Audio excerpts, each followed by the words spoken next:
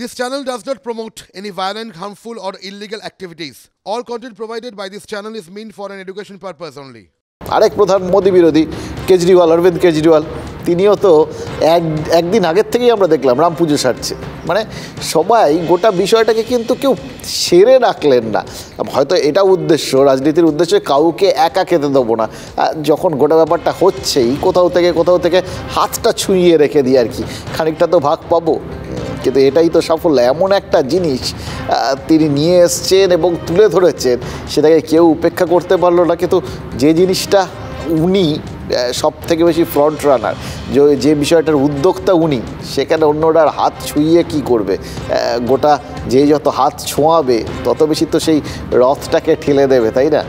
সেই রথটার গতি যত বাড়বে, তার ফসল তো একজনই তুলবে। এটাও তো পরিষ্কার হয়ে যাচ্ছে, চিরকাল এটা হয়ে আসছে। দেখুন, এটা নিয়ে কোনো রকম রাগঢাক গুড়গুড় করে লাভ নেই। যে কোনো বিষয়ে দেখুন, যিনি পায়োনিয়ার তার নামেই গোটা বিষয়টা যায়, তাকেই সবাই চেনে। এই কপিয়ারগুলো প্রথম জেরক্স এনেছিল, সবাই দেখুন আমরা কপিয়ার কথাটা ভুলে গেছি, জানি না আমরা জেরক্স বলি। জেরক্স একটা কোম্পানি, ঠিক যেরকম ইঞ্জিন অয়েলের ক্ষেত্রে আমরা সেই ছোটোবেলার থেকে মোবিল বলে আসছি। এই সব কিছুর কারণ তো ওটাই, পায়োনিয়ার। যে পায়োনিয়ার তার ওপরেই পুরো জায়গাটা গিয়ে পড়ে, সেই পুরো কিটটা খেয়ে দিয়ে চলে যায়। সেই এবার সেক্ষেত্রে মোদি খাচ্ছেন। এবার আরেকটা জিনিস খেয়াল করে দেখুন, এটা গোটা বিষয়টা গোটা দেশকে কিন্তু ডমিনেট করেছে। এমন একটা বিষয় যেটা একটা বড় কিছু হয়, গোটা দেশকে ডমিনেট করে, এরকম তো না। এটা একটা এদেশের একটা রাজ্যের একটা ছোট জনপদের ঘটনা।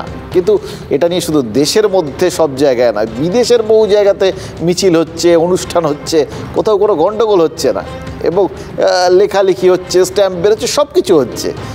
ফলে একটা মত যদি এরকমভাবে দেশে বিদেশে কর্তৃত্ব করে না, তার আড়ালে কিন্তু বহু বিরোধিতার স্বরই চাপা পড়ে যায়। বলা ভালো, বিরোধিতার স্বরগুলো বা কোনো যদি বিক্ষোভ থাকে, সেগুলো মাথা তোলার ক্ষেত্রে ভয় পায়। আবার খেয়াল করে দেখুন, ভয় আর ভক্তি, এই দুয়ের মিশেলিত হলো শাসনের ভিত্তি। সেটাই তো দেখে ফেললাম। শাসন মানে নেতৃত্ব, নেতৃত্বে স্থায়িত্ব। মানে ঘুরে ফিরে খেয়াল করে দেখুন কোথায় এসে পৌঁছলেন। সেই শুরুতে একজন নেতার লক্ষ্য, একজন নেতার টার্গেট, সেটাই তো আজকে ফুলফিল করলেন মোদি, পাকা করলেন নেতৃত্বের রাস্তাটা। এই নিয়ে মনে হচ্ছে কিছু কথা আজ না বললে ভুল হবে, তাই কথাগুলো বলেই ফেলি, যে কথাগুলো আজ না বললেই নয়।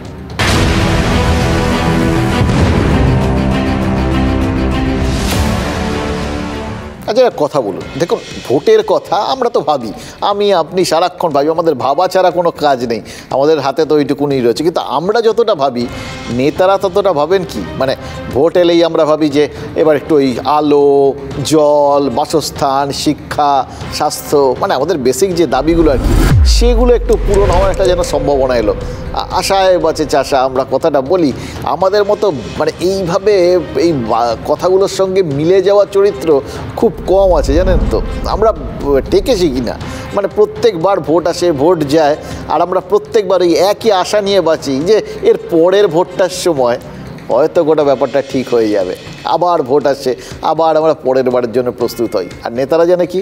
নেতারা জানে অন্ন, বস্ত্র, বাসস্থান, মানে এই বেসিক চাহিদাগুলো, এই মৌলিক চাহিদাগুলো কীভাবে পূরণের একটা ইঙ্গিত তৈরি করে দেওয়া যায়। এবার কিছু কিছু ক্ষেত্রে যেখানে মিউচুয়াল ইন্টারেস্ট থাকে, অর্থাৎ উইন উইন সিচুয়েশান, তাতে মানুষের কিছু উপকার হলো কি হলো না ঠিক আছে, কিন্তু একটা উপকার ব্যাপার তৈরি হয়ে গেল, তার থেকে নেতারা উপকৃত হলেন, তাতে যদি মানুষের আরও কিছু উপকার হয়ে যায়, তাতে তাদের কোনো আপত্তি নেই।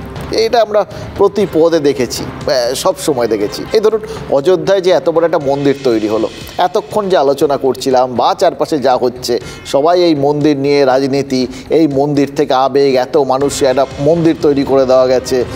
যা কথা দিয়েছিলেন মোদি, সেই কথা রেখেছেন, ফলে তিনি প্রবলভাবে জনপ্রিয় হয়ে যাবেন, ভোট নিয়ে চলে যাবেন। মানে গোটা ব্যাপারটা এক পেশে, এক অ্যাঙ্গেলে সবাই করে চলেছেন। বিরোধী দলগুলো দেখুন, তারা সব কিছু বলে চলেছেন যে ওই পুরোটা ভোটের জন্য, পুরো জায়গাটা ওই দিকে নিয়ে যাওয়া হচ্ছে। কিন্তু এই নেতাদের এই ভাবনার বাইরেও একটা দিক আছে। দিকটা কি?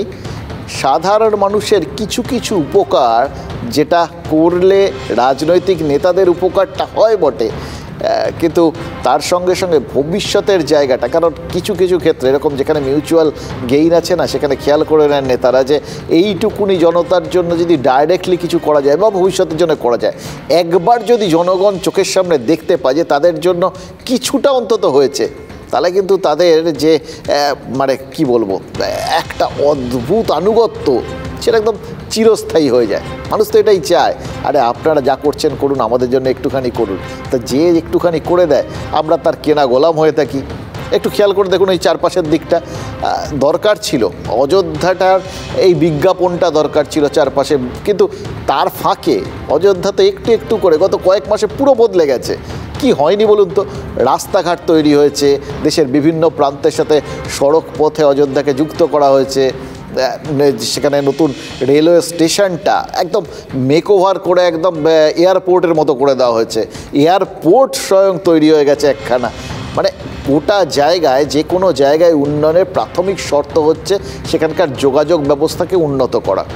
সেই জায়গাটা একদম সুচারুভাবে হয়ে গেছে, পারফেক্টলি হয়ে গেছে। গোটা দেশ কেন, গোটা বিশ্বের সঙ্গে এখন অযোধ্যার যোগাযোগ স্থাপিত হয়ে গেছে। এবার ধরুন এর সঙ্গে সঙ্গে চারপাশে যখন এই পরিকাঠামোটা হয়ে গেল, এই মন্দিরটা এমন একটা লেভেলে তৈরি করা গেল যেখানটায় মন্দিরটা ইটসেলফ আর্কিটেকচারালি একটা বিস্ময় আর কি। এখানটায় পরিকাঠামোগত দিক থেকে, নির্মাণগত দিক থেকে এটা গোটা বিশ্বের কাছে বিস্ময়। এরপরে যে তৈরির ক্ষেত্রে বিভিন্ন যে ছোট ছোট তথ্যগুলো, 1000 বছরে কিছু হবে না, ভূমিকম্পে কিছু হবে না, সরজু নদীর জল ঢুকে কিছু হবে না, এর ভিত এরমভাবে তৈরি, এই প্রচারগুলো এবং তার সাথে সাথে নির্মাণ শৈলী এত সুন্দরভাবে সুচারুভাবে একটা বিউটিফুলি স্ট্রাকচার্ড, প্রত্যেকটা জায়গায় শৈল্পিক ব্যাপারটা রয়েছে, একটা গ্র্যান্ডার রয়েছে, বিরাট ঝাঁ চকচকে একটা ব্যাপার। একটা মানে রাজধানী তো অযোধ্যা, রামের রাজধানী অ্যাকচুয়ালি।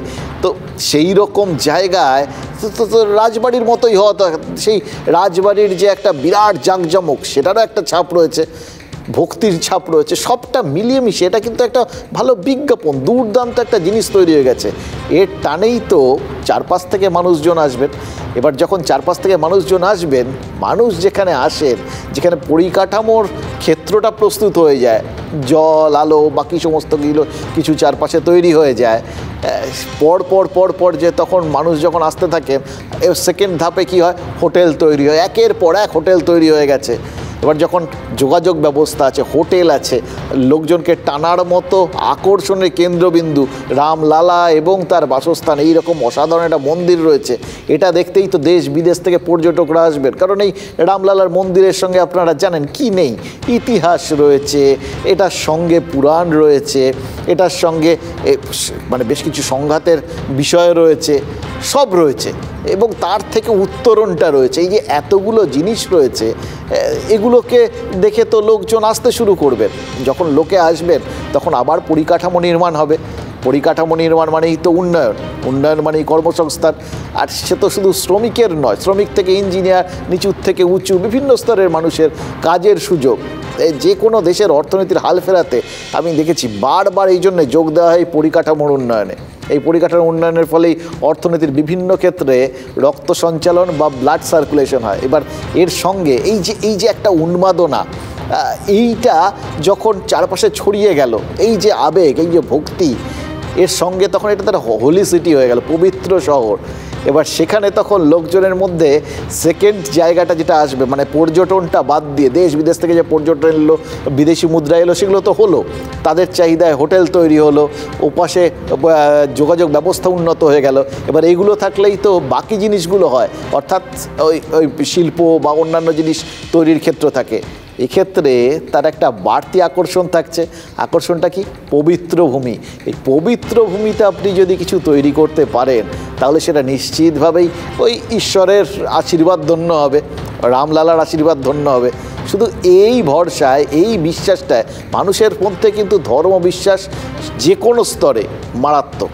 ফলে এই বিশ্বাসের বশবর্তী হয়ে একের পর এক শিল্প ওখানে গড়ে উঠলে, যেখানে প্রাথমিক শর্তগুলো তাকে পূরণ হয়েই গেছে, আবার বলছি শুধু বিশ্বাসটা, তার সাথে অ্যাডেড বাড়তি বোনাস যে রামলালার আশীর্বাদ পাওয়া যাবে। তার আগে শিল্প তৈরির জন্য বাকি ব্যবস্থা কিন্তু হয়ে গেছে, পরিকাঠামো আছে, যোগাযোগ আছে, সমস্ত কিছু রয়েছে, হোটেল রয়েছে, সব রয়েছে। এবার এইটা যখন হয়ে যাবে তখন তো পর চারপাশে একের পর এক বিভিন্ন শিল্প টিল্প যদি গঠন হয় তাহলে তো সেখানে প্রচুর মানুষের কর্মসংস্থান হবে। সমীক্ষা হয়েছে একটা, জানেন তো, সেই সমীক্ষার রিপোর্ট বলছে মন্দির উদ্বোধনের এই উন্মাদনাটা, প্রাথমিক উন্মাদনা, এটা তো এখন চলছে, ঠিক আছে, এটা একটা ইউফোরিয়ার মতো হয়ে গেছে, সেটাও যখন শেষ হয়ে যাবে, মানে প্রাথমিক এই ধাক্কাটা যখন চলে যাবে, আবেগটা যখন একটু এবার আস্তে আস্তে স্তিমিত হবে মানুষজনের কাছে, তারপরেও অযোধ্যায় দৈনিক অন্তত 1 লক্ষ মানুষের পা পড়তে পারে। মানে বুঝতে পারছেন, এত সংখ্যক মানুষ যদি আসে সে তো বিপণনের একটা বিপুল জগৎ খুলে দেবে। রাষ্ট্রায়ত্ত ব্যাংক, এমনি বাণিজ্যিক ব্যাংক, তারা তো ইতিমধ্যেই সব সার্ভে টার্ভে করে ফেলছে এবং তারা বলছে শুধু রাম মন্দিরের জন্যই নাকি উত্তরপ্রদেশ সরকারের ওই কোষাগারে 20,000 থেকে 25,000 কোটি টাকার বাড়তি রাজস্ব আদায় হতে পারে। ভাবুন তো, রামলালা তো ঘর ফেরত পেলেন, আর উত্তরপ্রদেশ সরকার তারা তো মনে হচ্ছে বিশল্যকরণই হাতে পেল। যে কোনো অর্থনীতিকে চাঙ্গা করতে এর থেকে বড় সঞ্জীবনী বটিকার সন্ধান ওই গন্ধমাদন পর্বতেও পাওয়া যেত কিনা সন্দেহ।